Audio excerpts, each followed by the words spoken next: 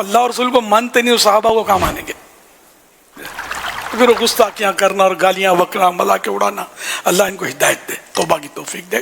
ہر صحابی یہ نبی جنتی جنتی، یہ ہے اسلامی عقیدہ، اسی پہ قائم رہنا۔ ہم اس میں چونکہ چنانچہ والے نہیں ہیں، سمجھے؟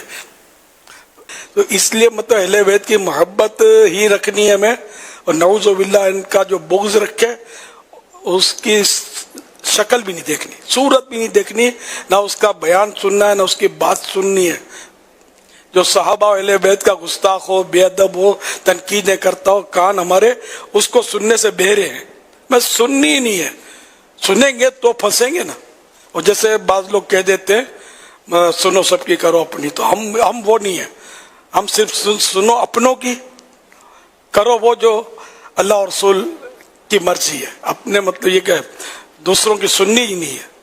جو بھی بد مذہب گستاخ ہے، بے ادب ہے، اس کی سننی ہی نہیں ہے، ورنہ وسوسوں کا شکار ہوں گے، جو ہمیں اتنی معلومات ہے نہیں۔ تو ہم اپنی مطلب پانجی کرو تو سانجی تھی، ہماری میونی میں کہتے ہیں، اپنی کرو بس، یا شیخ اپنی اپنی دیکھ۔ تو ہم الحمدللہ سنی ہے، اور صرف سنی ہے۔ صحابہ اہل بیت میں ہر فرد کو مانتے، کسی میں کوئی ہم خامی نکالتے ہی نہیں ہے ہی نہیں، تو نکالیں گے کہاں سے؟ جو خامی نکالتے ہیں ان کو آئینے میں اپنی شکل نظر آتی ہے، حقیقت میں خامی نہیں ہے، ان کو اپنی شکل نظر آتی ہے، اپنی خامیوں کو وہ سمجھتا ہے کہ ان میں خامی ہے، نعوذ باللہ۔ اللہ اس سوچ سے پہلے مجھے اہل بیت کی محبت میں دنیا سے اٹھا لے۔ ہمیں اہل بیت و صحابہ کی بے ادبی چاہیے ہی نہیں، نہ بے ادب چاہیے، نہ بے ادبی چاہیے۔ اللہ کریم ہماری نسلوں میں کوئی صحابہ و اہل بیت کا گستاخ پیدا نہ کرے۔ فرمان آخری نبی صلی اللہ علیہ وآلہ وسلم ہے، جو شخص فرمان نانا حسین صلی اللہ علیہ وسلم رضی اللہ تعالیٰ عنہ، جو شخص اہل بیت سے بغض رکھے وہ منافق ہے۔ حوالہ الصواعق المحرقہ، پیج نمبر 216۔ ایک حدیث پاک میں فرمایا، اس ذات کی قسم جس کے قبضہ قدرت میں میری جان ہے، میرے اہل بیت سے بغض رکھنے والے کو اللہ پاک جہنم میں داخل کرے گا۔ تو ہمیں جہنم میں نہیں جانا، ہم رسول اللہ کے، جنت رسول اللہ کے، تو جنت میں جانا ہے۔ تو حوالہ ہے اس حدیث کا جو میں نے ابھی سنائی، المستدرک حدیث نمبر 4771۔ تو اس لیے ہمیں بچپن سے ہی اہل بیت کی محبت سکھانی چاہیے۔ ہم لوگ جو ہے نا الحمدللہ جو سنی ہوتے ہیں نا، یہ اہل بیت کی محبت ہمارے ہاں بہت ہوتی ہے۔ میں اپنی بات کرتا ہوں، مجھے امام حسین کا نام لینا نہیں آتا تھا، میں پتا کیا کیا لفظ بولتا تھا، میں نہ سمجھتا، اور میں ان چیزوں کو سمجھتا تھا کہ امام حسین بہت بڑی ہستی ہے۔ میری بڑی بہن کا نام جو بڑی سب سے بڑی، میں 3 بہنوں سے ملا ہوں، اب میرے سے پہلے سنا ایک آدھ کو فوت ہوئی ہے مجھے، اس کا واللہ اعلم۔ تو بڑی بہن کا نام خدیجہ، حضرت خدیجہ یہ ام المومنین تھی، اور بی بی فاطمہ کی امی جان تھی۔ اچھا، پھر دوسری بہن کا نام فاطمہ، تیسری کا نام زہرا۔ تو یہ ہماری اہل بیت سے محبت کی بات بتا رہا ہوں۔ تو یہ الحمدللہ ہمارے گھرانوں میں سیدوں کا ادب، سیدوں کا احترام، سیدوں کی اہمیت، یہ شروع سے یہ کہہ سکتا ہوں کہ کچھ نہ کچھ سننے کو ملتی تھی۔ تو سید رشتہ دار کس کے ہیں؟ امام حسین کے رشتہ دار ہیں، ہے نا، پیارے آقا صلی اللہ علیہ وسلم کی آل ہیں۔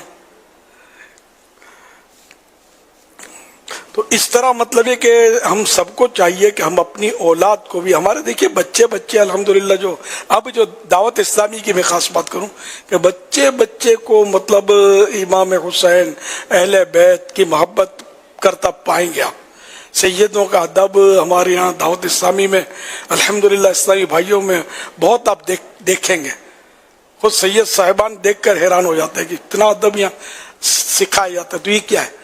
اہل بیت کی محبت ہی تو ہے۔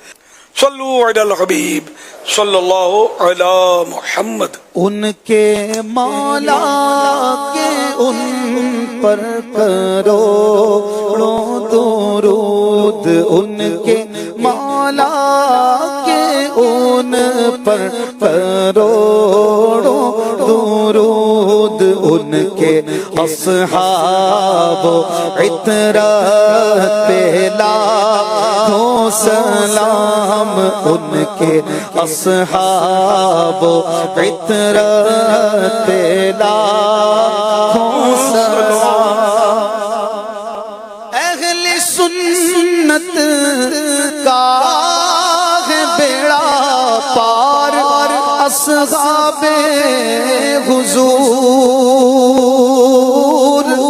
اہل سنت کا ہے بیڑا پار اصحاب حضور نجم ہے اور ناؤ ہے عطرت رسول اللہ کی نجم ہے اور ناؤ ہے عطرت رسول اللہ کی.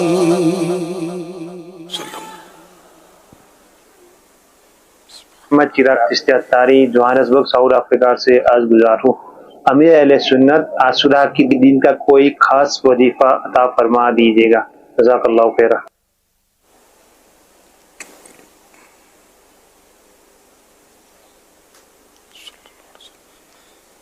جب تک کوئی اور سوال چلا دیجیے.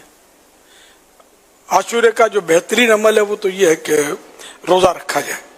سنت بھی ہے اور ایک سال پچھلے سال کے گناہ بھی مٹاتا ہی ہے. سرکار صلی اللہ علیہ وسلم نے رکھنے کا حکم بھی فرمایا اور آج بھی لاکھوں صحابہ و اہل بیت کے ماننے والے جو ہیں وہ الحمدللہ عاشورے کا روزہ بھی رکھتے ہیں اور ایک دن آگے یا پیچھے کا بھی روزہ رکھتے ہیں تاکہ یہود سے مشابہت نہ ہو.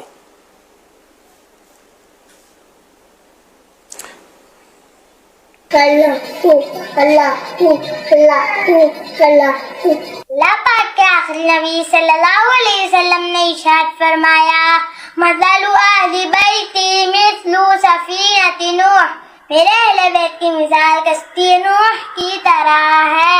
بوقت شہادت امام حسین رضی اللہ تعالی عنہ کی عمر مبارک قریباً 56 سال 5 ماہ اور 5 دن تھی. اللہ پاک کے آخری نبی حضرت محمد صلی اللہ علیہ وآلہ وسلم نے ارشاد فرمایا حسین منی وأنا من حسین، یعنی حسین مجھ سے ہے اور میں حسین سے ہوں.